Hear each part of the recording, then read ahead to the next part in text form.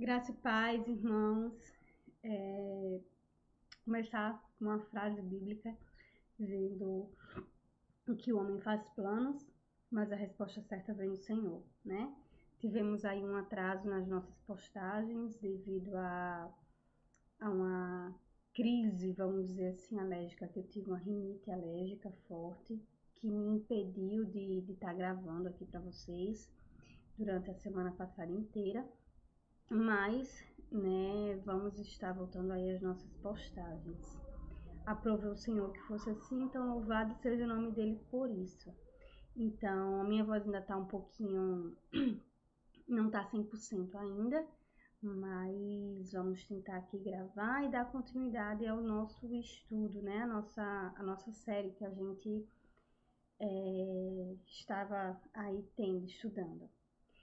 Então, irmãs, hoje nós vamos ver aí a história de duas mulheres também fantásticas e elas, eu espero em Deus que possa deixar um legado muito grande aí na vida de todas nós, porque é bem impactante o testemunho dessas mulheres, né, de tudo que elas fizeram. E rogo ao Senhor que Deus possa falar poderosamente ao nosso coração através da vida e do testemunho que essas mulheres prestaram na história e que possa ter impacto hoje na vida da gente.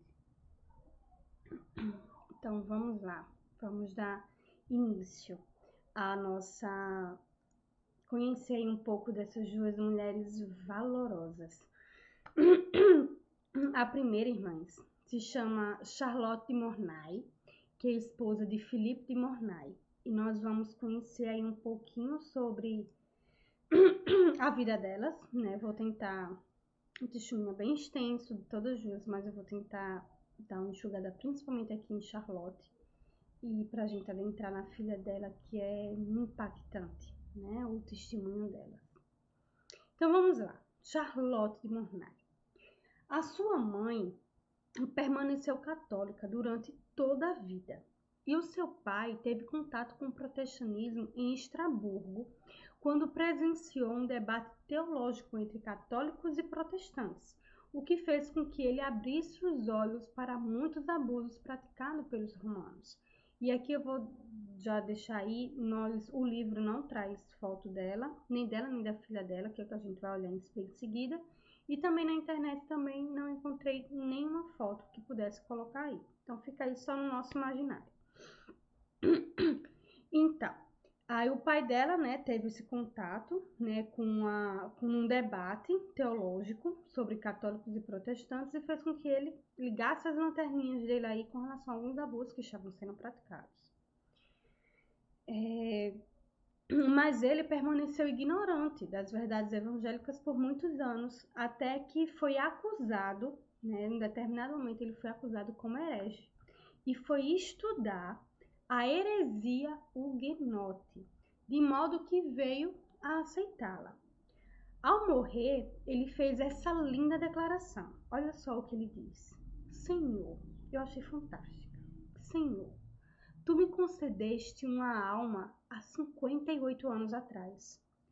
Tu a conferistes a mim uma alma branca e limpa. Eu a rendo a ti, impura e poluída. Lava-me no sangue de Cristo Jesus, o teu Filho. Olha que declaração linda. Ele faleceu em 1517. 3 anos antes da morte de seu pai, 3 anos antes dele morrer, no dia 28 de 12 de 1567, Charlotte se casou com um nobre, bravo e zeloso huguenote. Mas, infelizmente, né, o marido de Charlotte veio a falecer cerca de 2 anos depois do casamento. Olhem só, casou e 2 anos depois o marido de Charlotte veio a falecer. Com a morte de seu esposo, ela ficou em difíceis condições financeiras. Então, ela foi até Paris para receber a sua parte na herança de seu pai. Ela chegou a Paris justamente na terrível noite do massacre de São Bartolomeu, do capítulo anterior, Desculpem, mas tá com esse um pouco de pigarro ainda. Mas enfim. Ela chegou, né, na noite, ela chegou em Paris exatamente nessa terrível noite do massacre de São Bartolomeu, onde milhares e milhares de huguenotes foram massacrados, foram mortos. Ela foi salva por pura providência de Deus. Quando ela fugiu para a casa de um amigo católico, sua casa foi invadida pelos soldados romanos, que ficaram furiosos por não encontrá-la. A quantidade de refugiados na casa desse seu amigo aumentou tanto que ele chegou a abrigar 40 pessoas na sua casa. O que chamou muito a atenção devido ao vai e veio, entra e sai de pessoas por lá. Então, a sua casa foi vasculhada. Todos conseguiram escapar, menos Charlotte e uma outra pessoa. Então, ela foi posta em um galpão vazio e depois foi levada para a casa de um comerciante de milho. Vasculharam lá a casa desse amigo católico dela, que tem 40 pessoas, mas como ela foi colocada ali, né, num local, num galpão, não encontraram ela. Então, ela foi levada, ela foi para a casa de um comerciante de milho.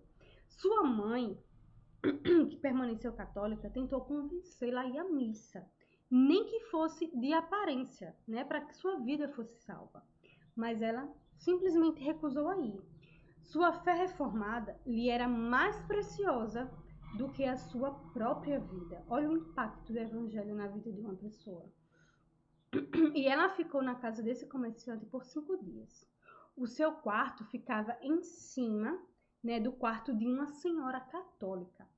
Ela não ousava sequer acender uma vela, né, num candeeiro, e nem sequer passar em frente ao quarto por receio, por medo de ser descoberta. Quando lhe era trazido algo, era apenas um bocado de comida, e isso de forma muito secreta. Depois, ela decidiu deixar Paris, mesmo sabendo de todos os riscos que ela poderia correr. Lembrem-se que o massacre durou aí mais um tempo.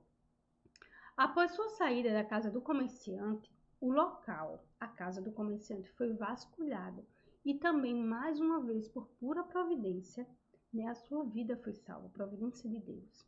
Então, no 11º dia após o massacre, ela chegou ao barco no rio Sena.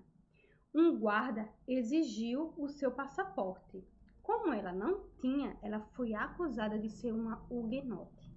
Em quase desespero, ela pediu para ser levada a um conhecido, que afirmou para o guarda, esse conhecido dela, afirmou para o guarda que ela era uma boa católica. Então, ela foi, através desse testemunho, desse conhecido dela ter dito que ela era uma boa católica, né? Então, foi permitida que ela continuasse a sua viagem. Mas a sua vida ainda continuava em grandes perigos. Ela se dirigiu para a cidade de Sedan, pois o Duque de Bouillon, mais ou menos assim, era adepto à fé reformada. Foi ali que, após 9 anos da morte de seu marido, ela conheceu o seu segundo esposo, o Philippe de Monnaie, que era um ilustre cristão, famoso estadista francês, soldado, escritor e um dos mais devotos huguenotes. Veja que ela passou 9 anos solteira, mas ela casou com alguém de sua mesma fé, que professou a sua mesma fé. E ele, assim como ela, escapou de forma miraculosa, por pura providência de Deus, do massacre lá na França, do dia de São Bartolomeu. Um fato curioso de disciplina, isso, ele como era um estadista, ele viajava para várias cidades, né? E ela acompanhava juntamente seu esposo. E teve um dos momentos lá na França, no sul da França, que foi um caso bem curioso de disciplina que aconteceu na Igreja Reformada, né, no sul da França, que é o local onde ela passou a viver com seu esposo. A igreja de lá reformada passou a proibir o uso de frisos de cabelo, eles usando aí um texto bíblico de 1 Timóteo 2,9, né, e 1 Pedro 3,3, que fala basicamente, né, que a mulher não deve usar, que a beleza não deve estar nos seus adereços, não usar frisos e adereços e tudo mais, mas deve estar no seu exterior. Então, eles pegaram essas passagens bíblicas e tornaram uma obrigação, uma doutrina que as mulheres não poderiam usar, né? E fez isso ameaçando a quem usasse seriam excluídos da ceia do Senhor, né? Caso alguma mulher assim usasse. Então, Charlotte e suas filhas não obedeceram a essas imposições e defenderam-se, afirmando que em nenhum outro lugar, na Igreja Reformada, se agia daquela maneira. Então, ela se posicionou: olha, vocês estão agindo de forma equivocada. Não, essa não é uma prática na Igreja Reformada em canto algum. Como ela viajava e também tinha contato com outros reformados, né? Então, ela disse, olha, isso não é uma prática corriqueira, isso não é uma prática comum, né? E ela se opôs veemente a esse tipo de prática. O seu marido também repreendeu, né? Mas de nada adiantou. Então, ela construiu, às suas próprias custas, uma igreja para a Igreja Reformada. Então, ela tinha uma grande dedicação ao seu filho, Filipe. Ela tinha filhas e também tinha um filho, o Filipe, né, a quem escreveu uma carta maternal enquanto estava na Holanda. E aqui eu vou ler aqui de forma bem breve para vocês a carta que ela escreveu ao seu filho Filipe, né, bem maternal. Ela diz assim: meu filho, Deus é minha testemunha de que mesmo antes do seu nascimento, ele me inspirou com a esperança de que um dia você o serviria. E isto, para você, deve ser um sinal de sua graça e uma admoestação para que você realize o seu dever, ou seja, de servir ao Senhor.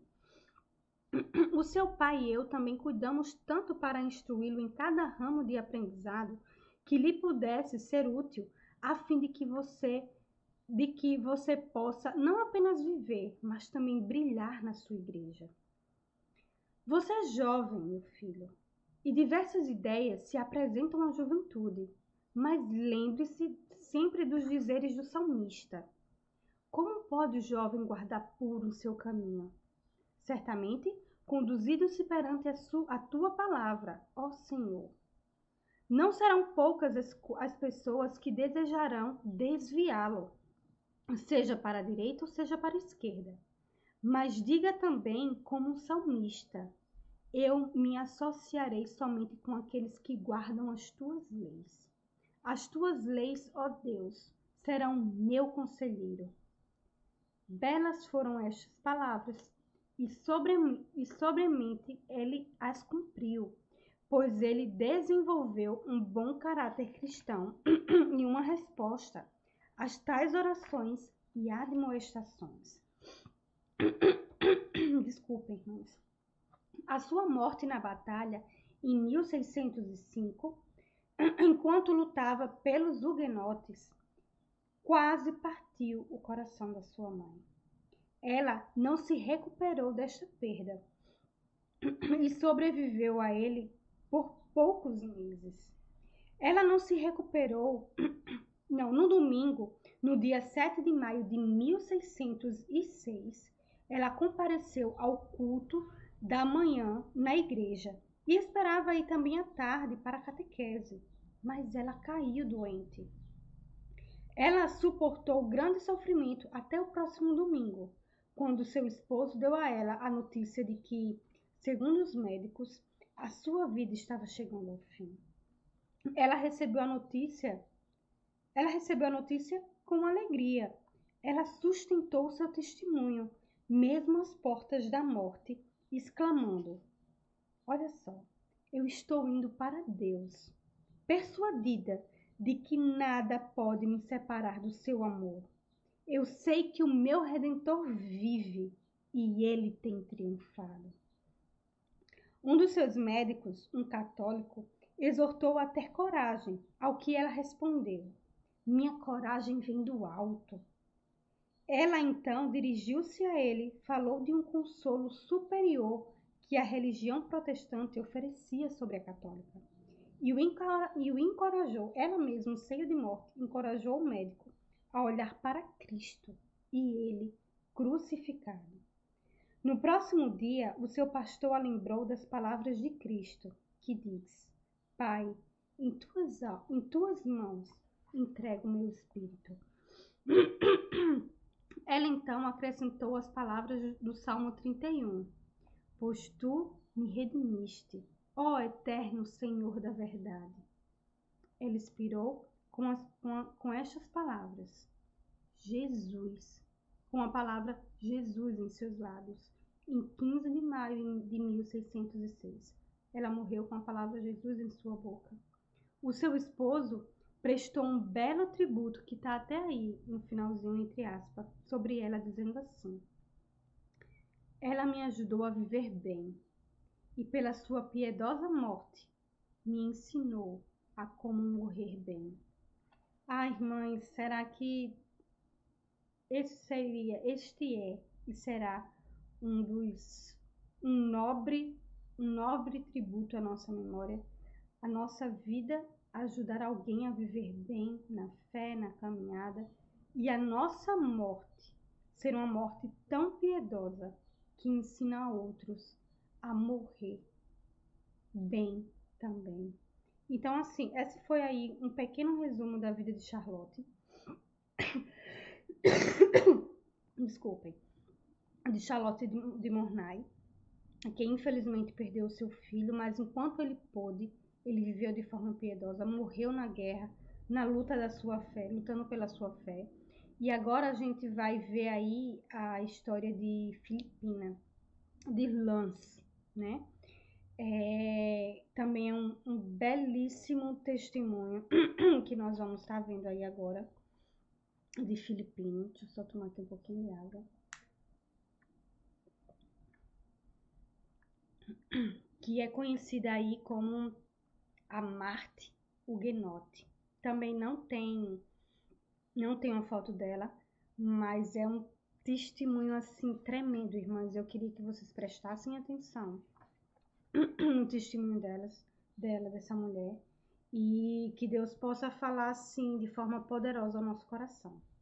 Diz assim: uma verdadeira mártir da igreja foi esta santa reformada, pois o sexo feminino também ofereceu a sua cota de mártires para a nossa fé. Ela nasceu em Gascogne, na França. De sua juventude, não sabemos quase nada. Ainda muito jovem, ela foi desposada por um nobre chamado von Graberon. Ela acompanhou-o a Paris, vindo a congregar-se na igreja reformada, da qual ele era presbítero. Frequentemente os huguenotes se reuniam em assembleia em sua casa, e os vizinhos ouviram cantando salmos, visto que não lhe era permitido ter uma igreja na cidade, era proibido ter igreja, então eles se reuniam em casa, e os vizinhos ouviram eles cantando salmos. Mas logo seu esposo veio a falecer, e em 1557 ela ficou viúva, com apenas 23 anos de idade. Lembrem-se que naquela época a expectativa de vida não era lá essas coisas não, eles morriam, às vezes morriam muito cedo, né? Falta de tecnologia, de infraestrutura, de conhecimento, de medicina, enfim. E diante de tantas pestes e epidemias que tinham na época. Então, logo após a morte dele, em 4 de setembro de 1557, ela se encontrou com 400 franceses reformados em uma sala na rua de Saint-Jacques, através do prédio da universidade. Ali, eles celebraram a ceia do Senhor. E o ministro pegou sobre as palavras de sua instituição em 1 Coríntios, capítulo 11. Mas à meia-noite, quando pretendiam voltar para suas casas, ouviram uma terrível gritaria do lado de fora. A multidão evidentemente queria arrombar as portas da casa. A razão disto era que o povo fanático acreditava que que aqueles huguenotes haviam sido a causa da derrota do exército francês de Saint-Quentin e, portanto, haviam reunido uma grande quantidade de pedras com o intuito de apedrejá-los quando saíssem do culto reformado. Lembre-se que ali tinha aproximadamente umas 400 pessoas e o povo, enlouquecido nas ruas, com as mãos cheias de pedras, queriam matá-los apedrejados. Enquanto os inimigos provocavam um grande alvoroço e gritaria do lado de fora da casa, os reformadores lá dentro ficaram grandemente assustados diante de toda a cidade estar apavorada, empolvorada, né, vamos dizer assim, querendo matá-los. Então os presbíteros os encorajaram a permanecerem calmos, perguntando em seguida se eles preferiam ficar ali até que a luz da manhã tornasse mais segura sua volta para casa, ou se eles desejavam sair e lutar, enfrentando a multidão armada lá fora, na esperança de escapar. Vejam que pessoas corajosas. Muitos homens desembainharam as suas espadas e facas ali mesmo e determinaram lançar o seu caminho para fora. E assim, muitos conseguiram escapar. Mas muitas outras pessoas, dentre elas Filipine, tiveram de permanecer para trás. Quando o dia amanheceu, elas foram presas. Enquanto esse grupo de crentes reformados era levado pelas ruas, a multidão caía sobre eles, praticando toda sorte de abusos contra eles. O Filipine permaneceu em uma terrível prisão por um ano inteiro. Um ano inteiro ela permaneceu presa. Frequentemente ouviam-na cantar o Salmo 25 e o Salmo 42. Vejam a importância de cantar salmos, irmãs. É porque a gente não somente louva ao Senhor, mas a gente tem a palavra de Deus gravada em nossa mente. Mesmo que possam nos tirar as escrituras, a Bíblia, a palavra de Deus, se ela estiver aqui na nossa mente, ela não fica perdida, né? Nos traz esperança à nossa alma, ao nosso espírito, e foi isso que aconteceu com ela.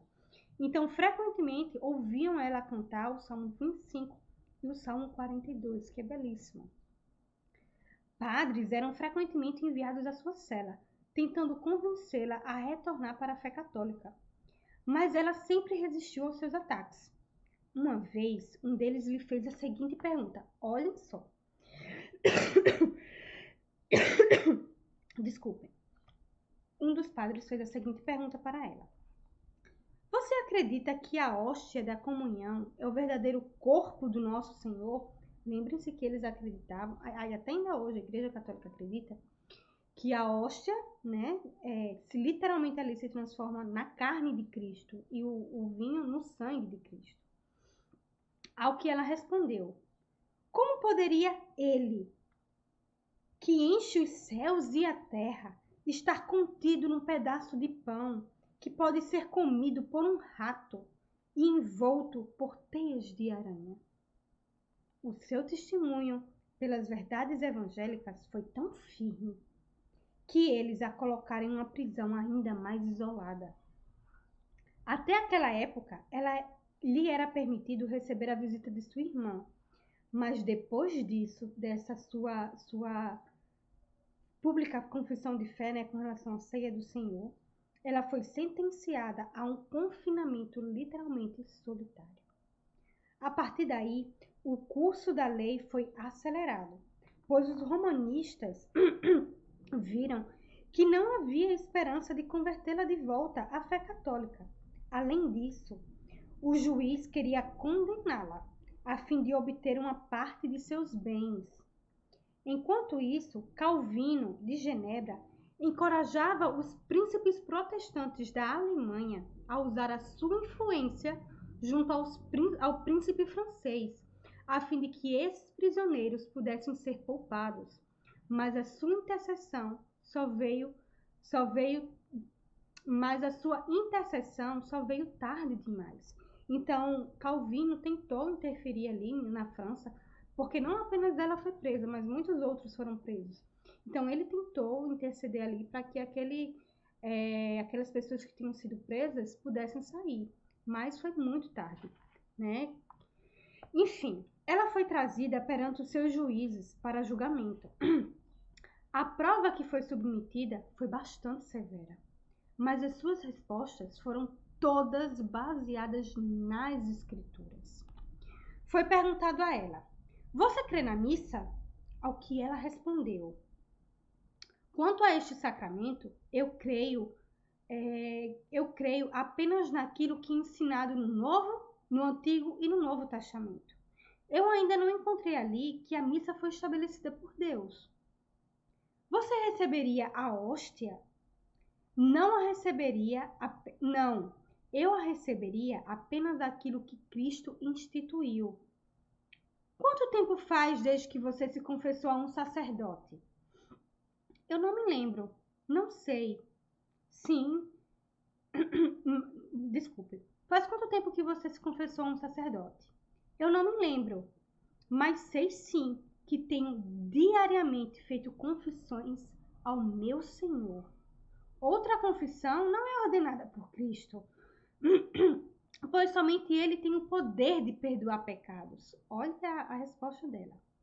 Aí eles perguntaram: o que você crê com relação à oração à Virgem e aos santos? Lembrem-se que isso era uma prática da Igreja Católica e ainda o é até hoje. Então, eles perguntaram: o que é que você vê com relação, o que é que você crê com relação à oração à Virgem e aos santos? Eu não conheço nenhuma outra oração além daquela que o nosso Senhor ensinou aos seus discípulos. A Ele nós devemos recorrer e a nenhum outro. Os santos no paraíso são felizes, isto eu sei, mas orar a eles, isso eu não farei. Aí outra pergunta. Você observa o jejum na sexta-feira e no domingo? Não, pois eles não estão ordenados na Bíblia. Eles então tentaram argumentar com ela dizendo: mas a igreja exige o jejum. E mesmo que o jejuar não fosse pecaminoso em si mesmo, isso se torna um pecado, porque a igreja exige. Muito habilmente, ela respondeu: eu não creio em nenhum outro mandamento além daquele que Cristo deu. E em nenhum lugar no Novo Testamento eu encontro tal poder conferido ao Papa para governar a igreja. Vejam que audácia essa mulher teve de ir diretamente contra a maior autoridade. Né? Nas Escrituras, em lugar nenhum diz que o Papa tem essa autoridade sobre a igreja. Em nenhum outro canto é dado a ele esse poder. Mas eles ainda perguntaram. Os governos espirituais argumentaram com ela. Os governos espirituais e terrenos são ordenados por Deus e devem ser obedecidos. Ao que ela de pronto respondeu: a igreja não possui nenhuma outra autoridade sobre ela, senão a autoridade de Cristo. Quem ensinou estas coisas? O Antigo e o Novo Testamento. Assim ela respondeu. Assim como o seu Salvador em suas tentações, ela respondeu a eles, tão somente com a palavra de Deus. E aqui fica, irmãs, um belo testemunho. Muitas vezes, quando alguém nos instiga acerca da nossa fé, muitas vezes a gente fica sem saber, não, eu acho que assim, não é porque eu penso que é assim, eu acho. A gente não deve achar nada e a gente não deve pensar nada. O que a nossa resposta com relação à nossa fé deve ser tão somente aquilo que o Senhor, a palavra de Deus diz. E foi assim que ela respondeu. Da mesma forma que Cristo foi tentado por Satanás lá no deserto, né? Cristo respondeu a Satanás com a palavra de Deus, com as Escrituras Sagradas. E é por isso que nós temos o dever e a obrigação, irmãs. Isso deve ser um anelo do nosso coração, ler as Escrituras diariamente, para que elas possam estar aqui memorizadas em nossas mentes. E quando perguntarem a razão da nossa fé, a gente saiba de pronto responder, não baseado naquilo que eu penso, que eu acho, mas naquilo que as Escrituras diz. Assim como ela bem respondeu, né? Quem lhe ensinou tais coisas? Ora bolas, o Novo e o Velho Testamento. Foi eles que me ensinam. Porque ele é regra de fé para a minha vida, em todos os aspectos. Então, em 27 de setembro de 1558, ela foi sentenciada à morte. Um idoso homem, Clivet, e um jovem, Gravelle, ambos presbíteros da Igreja Reformada, os quais haviam sido presos no mesmo momento que ela, foram sentenciados também a morrer em sua companhia. Os três foram severamente torturados e, após a tortura, foram lançados na capela da corte judicial. Ali, eles esperavam pela libertação desta prisão terrena, deste corpo, a fim de que pudessem ir para a liberdade do céu. Como era costume, o padre ainda foi tentar convertê-los de volta para o catolicismo antes de morrerem, mas todos os esforços do padre foram em vão. Eles puseram de lado as suas vestimentas de sofrimento e vestiram-se com a melhor vestimenta, pois afirmaram que estavam indo não para um funeral, para sua morte, mas para um casamento, e queriam estar prontos para encontrar com o seu noivo, o Senhor Jesus Cristo. Eles foram então colocados em vagões e levados para o local de execução. Clivet, que havia sido um mestre escolar nos distritos do país e cujo retrato já havia uma vez sido queimado pelos romanistas, ousadamente manteve o seu testemunho cristão para com os espectadores, enquanto o vagão era dirigido pela estrada.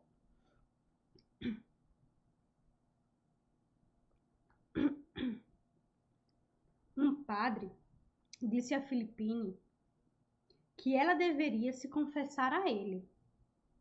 E ela respondeu: em meu coração, eu continuamente me confesso ao meu Senhor e tenho certeza do perdão dos meus pecados. Alguns dos conselheiros ofereceram que ela levasse um crucifixo de madeira em suas mãos, mostrando como um argumento que Cristo havia convidado os homens desculpem, ofereceram a ela um crucifixo de madeira para que ela levasse em suas mãos, como Cristo havia convidado os homens a carregarem a sua cruz. Ela, no entanto, se recusou a fazer qualquer referência a Roma e respondeu que Cristo de fato nos convidou a levarmos a nossa cruz, mas ele não se referia a uma cruz de madeira exterior, mas a uma cruz interior a nós, em nossas almas. Um padre perguntou a Cravelle de que maneira ele gostaria de morrer, e ele respondeu: que eu morrerei, eu bem sei. Como isso será, não importa, pois eu sei que Deus estará ao meu lado em cada sofrimento. Porque ele prestou tão nobre testemunho por Cristo, os seus inimigos exigiram. Deixa eu ver aqui onde ele está. Porque ele prestou esse tão nobre testemunho por Cristo, os seus inimigos exigiram que a sua língua fosse cortada fora. Ele, no entanto, rapidamente a ofereceu ao executor, tão disposto estava a sofrer pelo seu Senhor. Eu oro a ti, intercede por mim, foram as suas últimas palavras de Clivet, Cravelle. Então, veio a vez de Philippine. Quando pediram que a sua língua fosse cortada, ela alegremente a ofereceu, dizendo: eu não me importo que o meu corpo sofra. Por que deveria eu me importar com a minha língua? Na Praça Malbert, todos foram queimados na estaca. Os dois homens foram queimados vivos. Philippine, após terem queimado a sua face e os seus pés com tochas, foi estrangulada. E então, o seu corpo foi queimado também. Os Os sangues dos mártires é a semente da igreja. Não foi em vão a morte de Filipine. Ela trouxe importantes frutos, assim como a morte de Estevão foi uma preparação para a conversão de Paulo. Assim também o bravo testemunho destes mártires contribuíram para o avanço do protestantismo. Pois no ano seguinte, a Confissão de Fé Francesa ou gaulesa foi elaborada e foi publicamente reconhecida pela Corte Francesa de 1561. Se os nossos antigos pais e mães reformados puderam sofrer tanto pela nossa fé, como deveríamos amá-la? E como eles deveríamos estar dispostos a negar a nós mesmos, a fim de que ela venha se expandir com vistas à salvação do mundo por meio de Cristo. Irmãs, que belíssimo testemunho dessas duas mulheres. E aqui em especial a de Filipine, que prestou um belíssimo testemunho da sua fé, que respondeu não baseando naquilo que ela achava, mas tão somente naquilo que as escrituras falavam.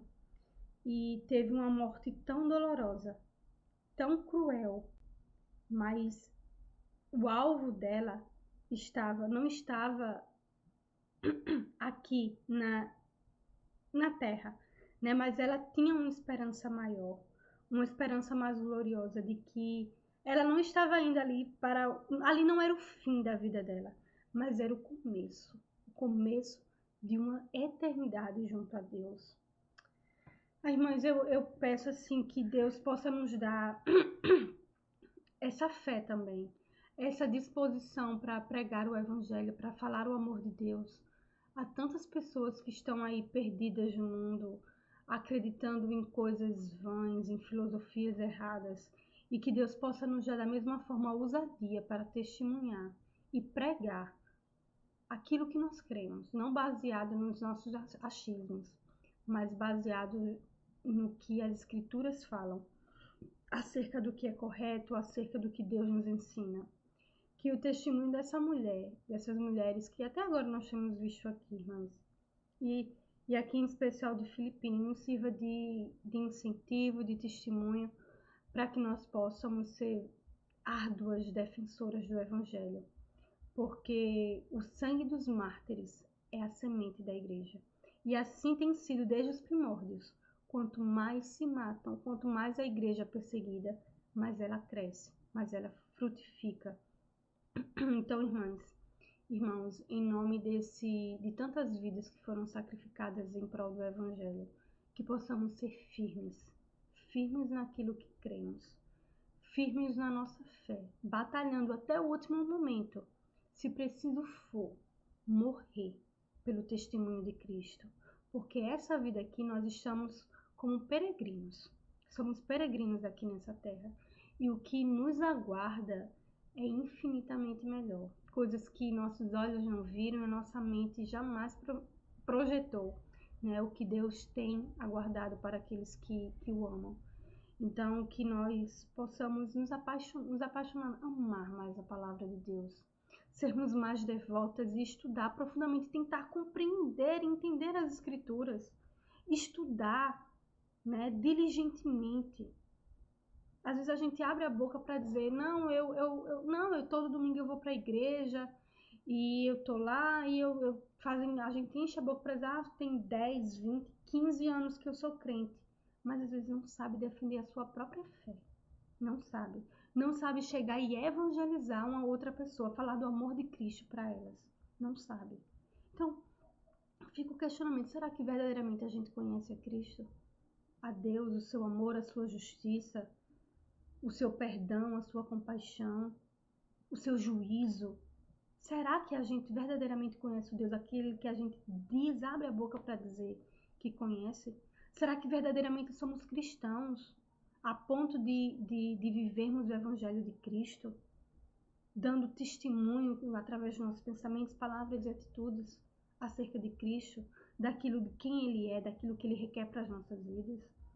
Então fica aqui, irmãs, um incentivo para que você busque ao Senhor, procure compreender, estudar as Escrituras, porque ela é a nossa regra de fé e prática. É ela que tem tudo o que a gente precisa para a nossa vida. E memorizá-las.